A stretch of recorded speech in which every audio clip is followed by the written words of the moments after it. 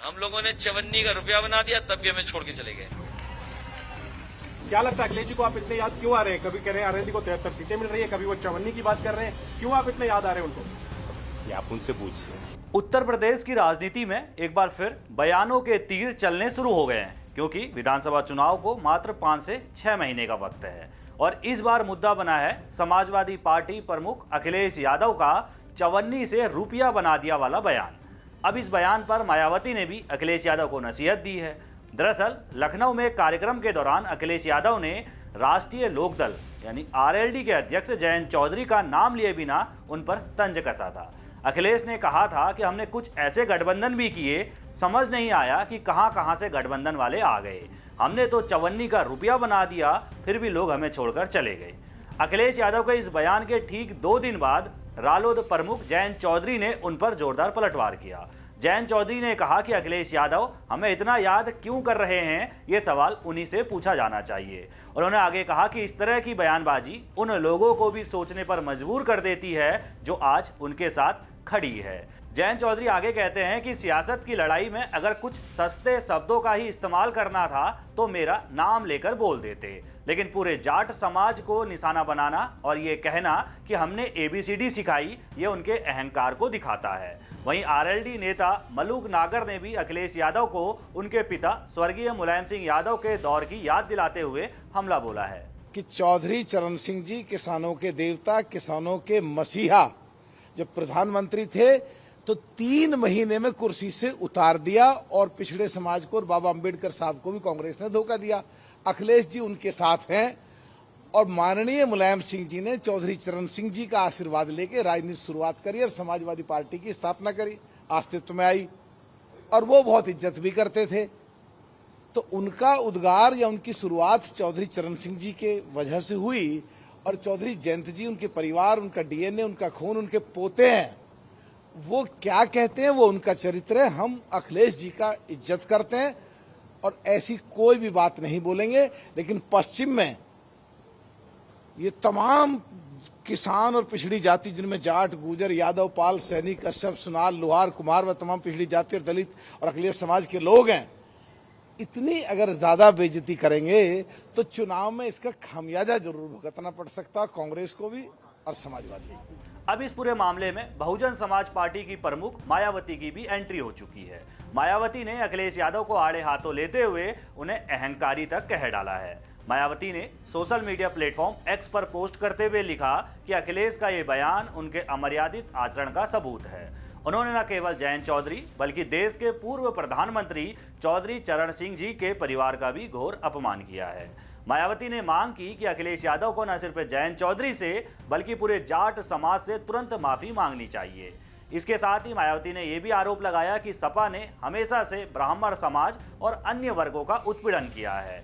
मायावती ने पुराने दिनों को याद दिलाते हुए कहा कि सपा के इसी अहंकारी रवैये के कारण 1993 में मुलायम सिंह यादव के साथ बसपा का गठबंधन बहुत जल्द टूट गया था। उन्होंने आरोप लगाया कि गठबंधन टूटने के बाद 2 जून 1995 को उनकी हत्या कराने की साजिश रची गई थी, जिसे पूरा देश लखनऊ गेस्ट हाउस कांड के नाम से जानता है। मायावती ने कहा कि बाद में अखिलेश यादव ने खुद आकर भरोसा दिलाया था कि वे अपने पिता की पुरानी गलतियों को नहीं दोहराएंगे। इसी भरोसे पर लोकसभा चुनाव में सपा और बसपा का गठबंधन हुआ, लेकिन नतीजे उम्मीद के मुताबिक नहीं आए और सपा के अहंकारी रवैये के कारण ये गठबंधन भी टूट गया।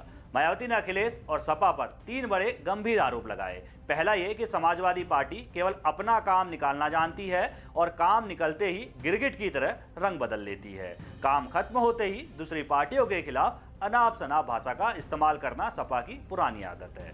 दूसरी बात, मायावती ने कहा कि अखिलेश अपने राजनीतिक स्वार्थ के लिए PDA पिछड़ा, दलित, अल्पसंख्यक के P का मतलब बदलते रहते हैं। कभी P का मतलब पिछड़ा बताते हैं तो कभी पंडितों से जोड़ देते हैं, जबकि असलियत यह है कि सपा अपनी जाति को छोड़कर बाकी पिछड़ों, अल्पसंख्यकों और खासकर ब्राह्मण समाज की कभी सगी नहीं रही।